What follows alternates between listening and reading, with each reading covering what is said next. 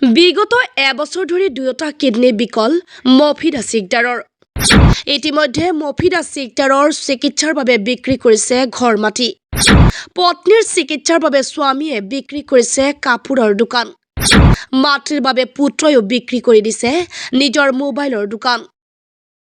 বিগত প্ৰায় এবছৰ ধৰি দুয়োটা কিডনী বিকল হৈ GMCHত জীৱন মৃত্যুৰে যুঁজি আছে বৰপেটা জিলাৰ বাগদি গাঁৱৰ 2 সন্তানৰ মাতৃ 49 বছৰীয়া মফিদা সিকদাৰ।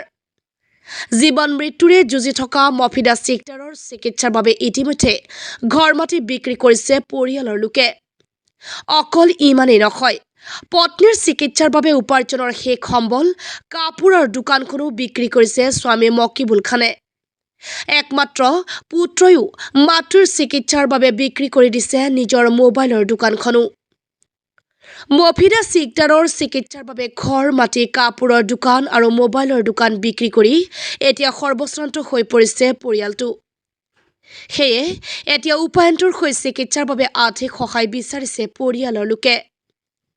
মফিদা সিকদাৰৰ চিকিৎসাৰ বাবে সহায় কৰিব বিচৰাসকলে তেওঁৰ পুত্ৰ ইমৰান খানৰ ফোনপে নম্বৰ 8822115935 নম্বৰত সহায়ৰ হাত আগবঢ়াব পাৰিব।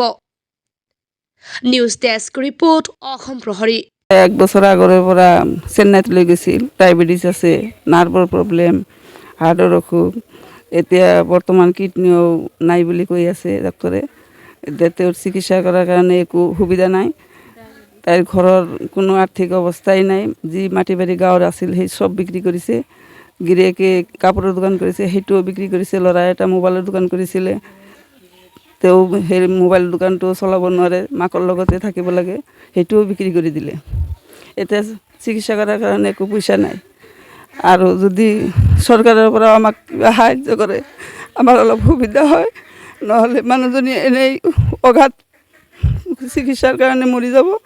গতিকে আপোনালোকক জনাইছোঁ, আপোনালোকৰ নিউজ চেনেলৰ জৰিয়তে যদি তেওঁৰ চিকিৎসাৰ বাবে চৰকাৰৰ ওচৰত বা ৰাইজৰ সাহায্যাৰ্থে কিবা কৰিব পাৰে, তাৰ কাৰণে আমি আশাবাদী। এতিয়া GMCত চিকিৎসা হৈ আছে। GMCত 2 মাহৰ পৰা আছে। সকলো শেষ হৈ গৈছে। গাঁৱৰ মাটি আছিল যিখিনি চব বিক্ৰী কৰিছে, ঘৰ মাটি বিক্ৰী কৰিছে। এটা কোনোমতে এটা ৰুম লৈ আছে আৰু ল'ৰাটো মাকৰ লগতে থাকে। ৰাইজক আহ্বান জনাইছোঁ, যদি কোনোবাই কিবা সাহায্য কৰে আমাৰ সুবিধা হ'ব। আমাৰ অলপ পইচা পাতিৰ অভাৱ হৈ আছে বহুতেই। অকাল মৃত্যু হ'ব, চিকিৎসাই কৰিব নোৱাৰা হৈছোঁ এতিয়া। ৰাইজৰ ওচৰত মোৰ এইটোৱে আবেদন, মানুহজন বহুত দিনৰ পৰা চিকিৎসা হৈ আছে, নাম মফিদা সিকদাৰ।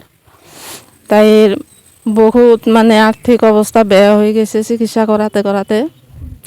এতিয়া ৰাইজৰ ওচৰত আমি এইটোৱে আবেদন জনাওঁ যে আপোনালোকে যদি যোনে যি পাৰে আমাক অলপ সহায় কৰিলে আমাৰ ভাল হ'ব তাইৰ চিকিৎসাৰ বাবদ।